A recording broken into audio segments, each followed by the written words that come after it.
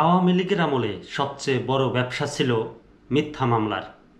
মিথ্যা মামলা দিয়ে সবাইকে দমিয়ে রাখা হতো। একদম নিচ্চ পর্যায়ের বিরোধী দলীয় নেতাকর্মীদের নামেও 2-3টা করে মামলা, এবং তারাও যে 2-1বার জেলখানায় যায় নাই এমন ঘটনা খুব কমই আছে।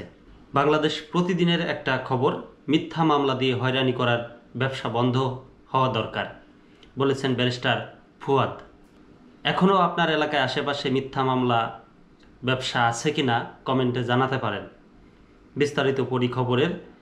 আমার বাংলাদেশ পার্টির যুগ্ম সদস্য সচিব ব্যারিস্টার আসাদুজ্জামান ফুয়াদ বলেছেন, রাজনৈতিক ছত্রছায়ায় চাঁদাবাজি, দখল ও মিথ্যা মামলা দিয়ে হয়রানি করার ব্যবসা বন্ধ হওয়া দরকার। তিনি বলেন, রাষ্ট্রের প্রতিষ্ঠানগুলো যদি আগের মতোই চলে, নাগরিকদের সেবা দিতে আন্তরিক না হয়, সমস্যার সমাধান করতে না পারে, তাহলে নতুন বাংলাদেশ নির্মাণ সম্ভব হবে না। বৃহস্পতিবার বিকেলে কক্সবাজারের উখিয়ায় এক গণসমাবেশে তিনি এসব কথা বলেন। উপজেলার উখিয়া কোটবাজারে এবি পার্টি গণসমাবেশটির আয়োজন করে বলে এক সংবাদ বিজ্ঞপ্তিতে জানিয়েছে সংগঠনটি। আসাদুজ্জামান ফুয়াদ বলেন, জুলাই আগস্ট গণ অভ্যুত্থানের আকাঙ্ক্ষা পরিবর্তন ও সংস্কার। গণ অভ্যুত্থানের মধ্য দিয়ে ব্যক্তি ও বংশপূজার রাজনীতির পতন হয়েছে। নতুন রাজনীতির কেন্দ্রবিন্দু হতে হবে নাগরিকদের সেবা ও অধিকার নিশ্চিত করা।